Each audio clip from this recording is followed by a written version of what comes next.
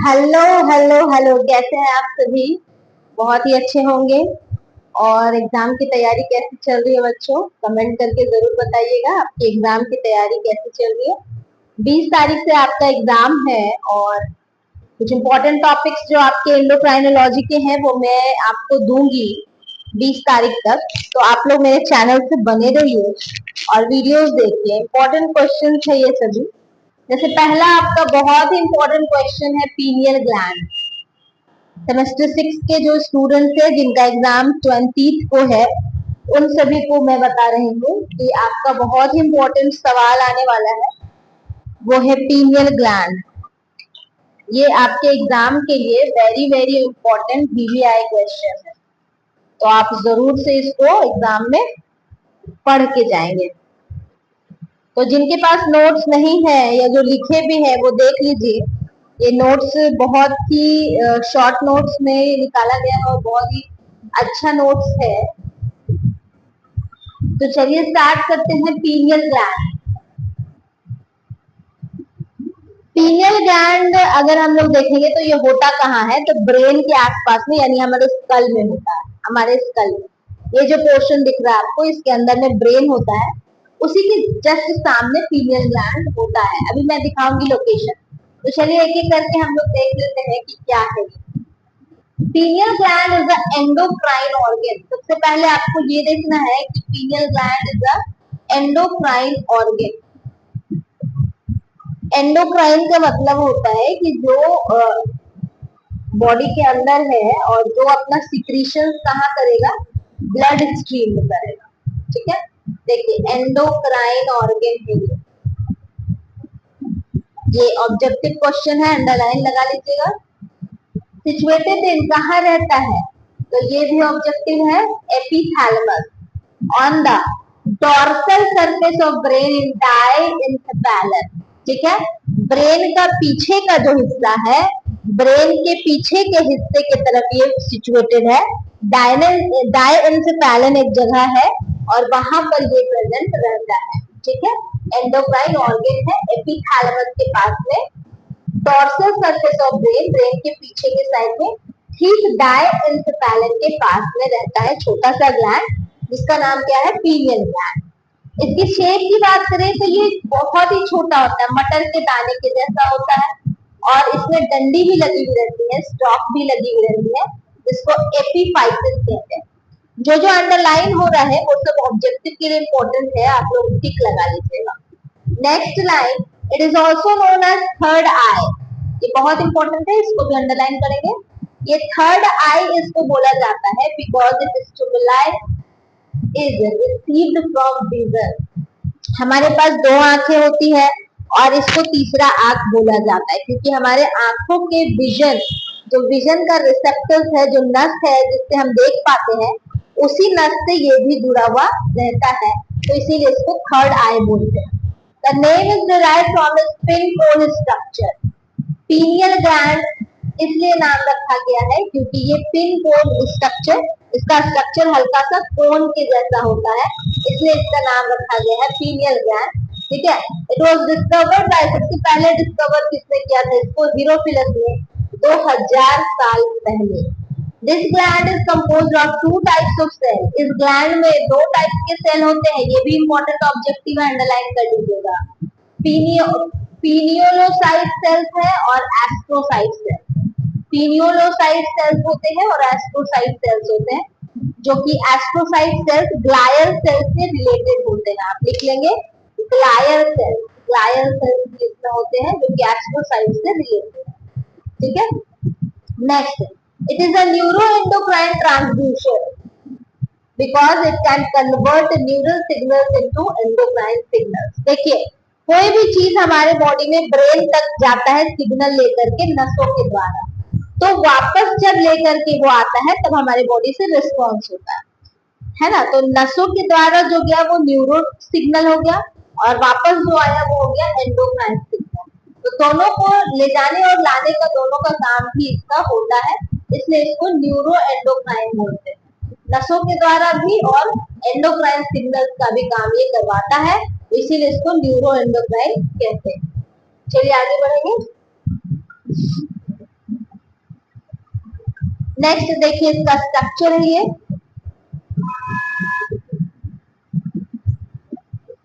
ये रहा इसका स्ट्रक्चर, देख लेंगे। ये ब्रेन है, ये आपको दिख रहा है यहाँ ब्रेन है, और ब्रेन के पास में आप देखिए ये दिख रहा है आपको छोटा सा मटर के दाने के जैसा पीनियल ग्लैंड, ठीक है। पीनियल ग्लैंड के जस्ट नीचे आपको क्या दिख रहा है, सेरेबेलम, और यहाँ पर आपको इसके इधर साइड में क्या दिख रहा है, आगे के साइड में ये ब्रेन है, आगे के साइड में पिट्यूटरी ग्लैंड रहता है, और पीछे के साइड में क्या रहता है, पीनियल ग्लैंड रहता है, ठीक है।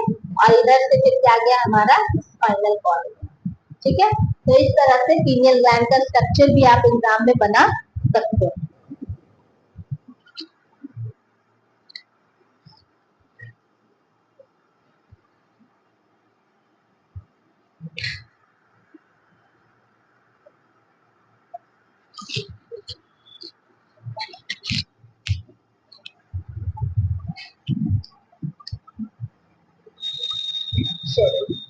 नेक्स्ट देख लेते हैं इसके स्ट्रक्चर के बारे में। तो हम लोगों ने पहले देखा जिसको थर्ड आई तो बोलते ही है।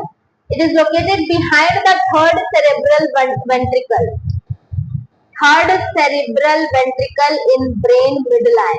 ये कहाँ रहता है, सेरेबेलम के जस्ट ऊपर में, अभी हम लोग देखे थे। तो third cerebral ventricle in the brain middle I, brain के बीचों बीच रहता है। It name is derive from its shape, इसका नाम इसके शेप से ही रखा गया है। इसका शेप कैसा होता है, पिन कोन शेप होता है, ठीक है। और ये पिन कोन जो वर्ड है वो लेटिन वर्ड से आया है। कौन सा वर्ड, पीनिया से आया है ये पिन कोन वर्ड, ठीक है, जो कि एक Latin word. In adult human it is about 0.8 centimetre. आदमी लोगों में, ह्यूमंस में, एडल्ट में देखेंगे तो 0.8 सेंटीमीटर लॉन्ग है। वेट में अगर देखेंगे तो 0.1 ग्राम का होता है।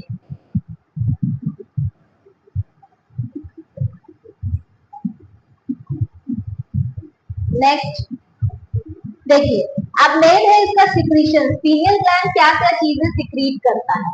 तो पीनियल ग्लैंड मेनली दो तरह का हार्मोन सिक्रीट करता है। पीनियल ग्लैंड जो है वो मेनली दो तरह का हार्मोन सिक्रीट करता है। एक हार्मोन होता है मेलाटोनिन, जो कि आपके बॉडी में बायोलॉजिकल क्लॉक को सेट करता है, और दूसरा होता है सेरोटोनिन। सेरोटोनिन एक इम्पॉर्टेंट हार्मोन है, बिकॉज सेरोटोनिन की वजह से ही मेलाटोनिन सिक्रीट होता है। तो दोनों एक दूसरे से इंटरडिपेंडेंट। चलिए जानते हैं दोनों हार्मोन्स के बारे में, कौन कौन से हार्मोन्स और कैसे कैसे काम करते हैं। तो पहला हार्मोन जो पीनियल ग्लैंड सिक्रीट करेगा वो है मेलाटोनिन, और दूसरा है सेरोटोनिन। ये दोनों इंपॉर्टेंट है। बाकी और भी बहुत सारे हार्मोन्स, बहुत सारे नहीं पर दो तीन हार्मोन्स और ये सिक्रीट करता है, बट वो आपको नहीं पढ़ना है, और वो रेयर केस में थोड़ा बहुत करता है, बहुत ज्यादा है। तो मेन जो सिक्रीशन है पीनियल ग्लैंड का वो क्या है, मेलाटोनिन है और सेरोटोनिन है। मेलाटोनिन क्या है, it regulates the body sleep wake cycle called circadian cycle bye promoting sleepiness during darkness and decreasing production with light. समझिएगा बात को। हम लोग दिन में जगते हैं, डे टाइम में हम लोग जगते हैं, और रात होते ही हमें नींद आने लगती है। ऐसा क्यों, क्योंकि हमारे बॉडी में मेलाटोनिन सिक्रीट होता है। जैसे ही अंधेरा हो जाता है तो डार्कनेस जो है वो इस हार्मोन को प्रमोट करता है, ठीक है। जैसे ही अंधेरा हो जाता है, इसलिए हम लोग देखिएगा कि लाइट को ऑफ करके सोने का आदत होता है हम लोग का। अब किसी किसी को आदत नहीं है तो वो अलग सी बात है, कोई कोई लोग लाइट में भी सो लेते हैं, बट लाइट बंद करके सोना ज्यादा जरूरी है। क्योंकि जैसे डार्कनेस हो जाती है तो हमारे ब्रेन को मैसेज जाता है पीनियल ग्लैंड को कि अब उसको क्या सिक्रीट करना है, मेलाटोनिन, और जो हमें अच्छी नींद लाने में मदद करता है। और दूसरी बात कि मेलाटोनिन हमारे पूरे 24 घंटे के साइकिल को बरकरार रखता है।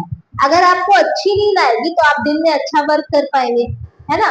तो डार्कनेस जैसे ही होगा तो मेलाटोनिन सिक्रीट होगा और आपको नींद आने लगेगी। नींद आना बहुत जरूरी है बच्चों, क्योंकि नींद अगर आएगी तो आपके बॉडी में जितना भी स्ट्रेस है, आपके बॉडी में जितना भी दिन भर टूट फूट गया है, टिश्यू हो गया, सेल हो गया, वो सब रिपेयरिंग का काम रात में होता है, ठीक है। तो वो सारा रिपेयरिंग का काम तब हो पाएगा जब आपके बॉडी में मेलाटोनिन रिलीज होगा, और वो मेलाटोनिन की मदद से आप एक अच्छा स्लीप ले सकेंगे। तो स्लीप वेक साइकिल इसको कहते हैं। और स्लीप वेक साइकिल क्यों कह रहे हैं ये समझिए। हर किसी के बॉडी में एक साइकिल सेट है। जैसे आप देखिएगा, आपके दादाजी होंगे, दादी जी होंगी, उनको 4 बजे उठने की आदत है। चाहे ठंड हो, बरसात हो, चाहे कोई भी मौसम हो, वो 4 बजे उनका नींद ऑटोमेटिकली खुल जाता है।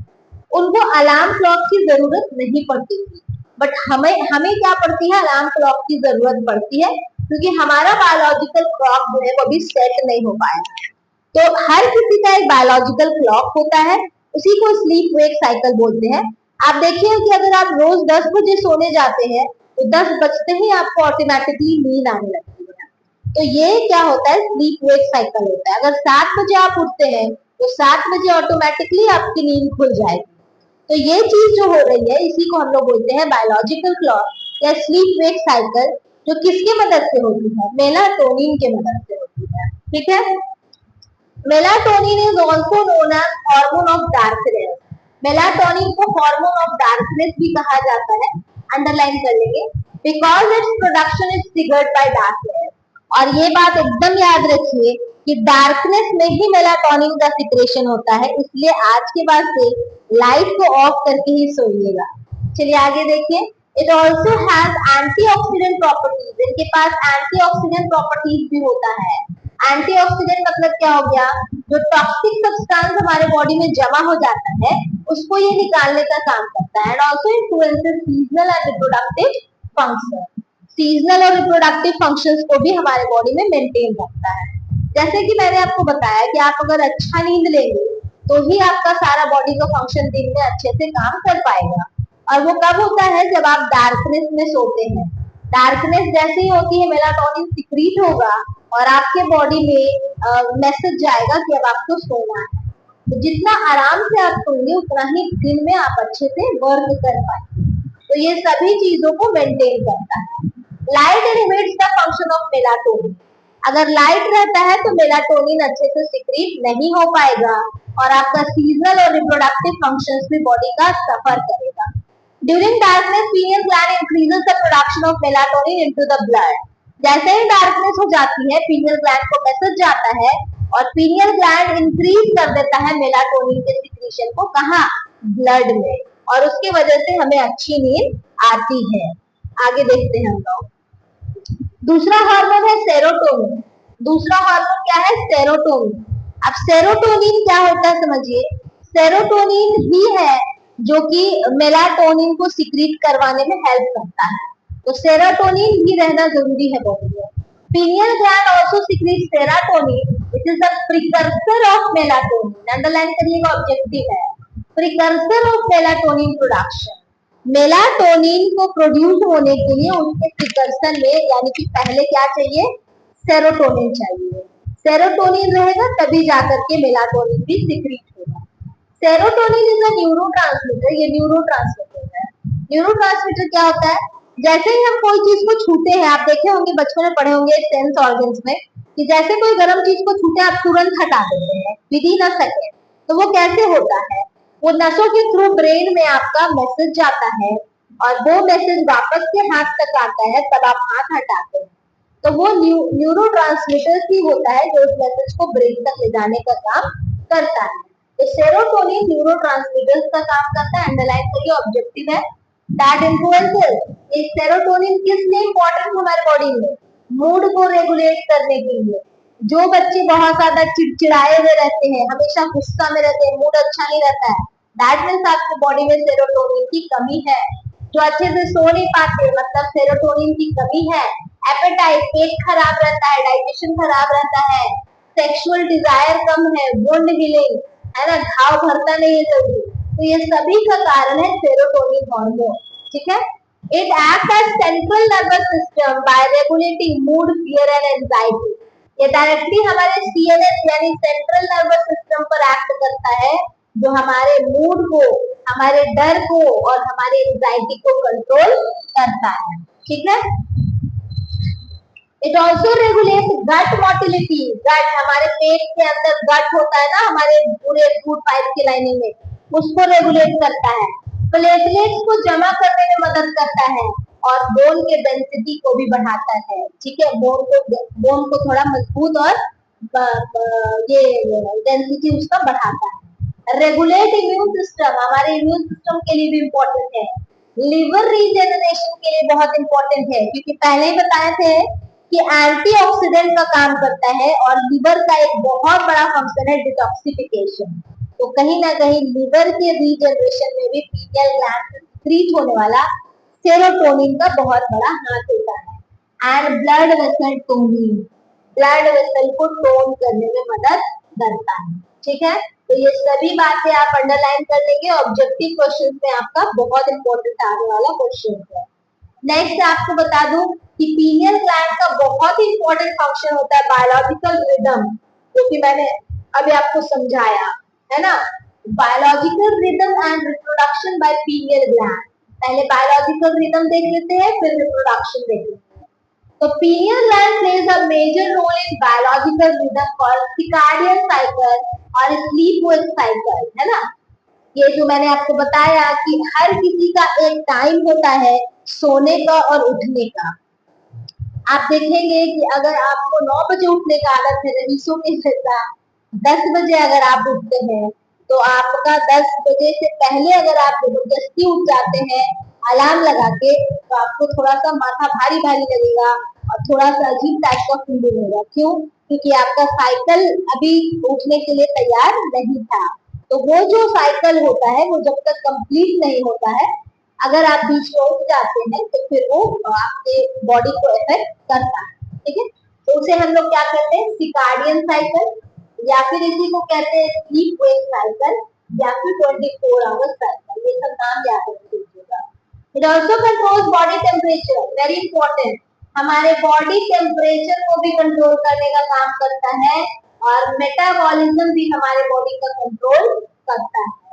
It is an internal endogenous mechanism found in all living beings. और ये सिकार्डियन साइकिल लगभग सभी लिविंग बींग्स में प्रेजेंट होता है। इसका काम क्या है? ये कंट्रोल करता है मेंटल, फिजिकल, बिहेवियरल चेंजेस को इन 24 आवर। 24 घंटा में हमारे बॉडी में मेंटल, फिजिकल और बिहेवियरल क्या क्या चेंजेस होता है, इन सभी को कंट्रोल करने का काम करता है सेरोटोनिन का। इसको सिकार्डियन साइकिल भी बोलते हैं और बायोलॉजिकल क्लॉक भी बोलते हैं और स्लीप वेक साइकिल भी बोलते हैं। नेक्स्ट, अब हम लोग देखेंगे कि मेलाटोनिन कैसे काम करता है रिप्रोडक्शन में। ठीक है, रिप्रोडक्शन का हम लोग देख लेते हैं।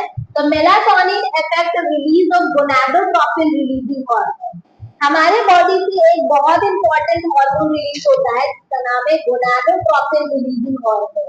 और ये गोनाडोट्रोपिन रिलीजिंग हार्मोन मेलाटोनिन के इफेक्ट की वजह से रिलीज होता है। मेलाटोनिन है तो ही ये हार्मोन रिलीज होगा, which stimulates the production of secretion of। और इसके वजह से समझिएगा बात को, तो समझा रही हूँ। गोनाडोट्रोपिन पहले यहाँ पर लिखे थे मेलाटोनिन, मेलाटोनिन यहाँ बना भी सकते हैं आप लोग, एग्जाम में आएगा तो ये डायग्राम बना लीजिएगा। मेलाटोनिन अगर रहेगा तो ही सिक्रीट होगा जीएनआरएच, मतलब गोनाडोट्रोपिन रिलीजिंग हार्मोन।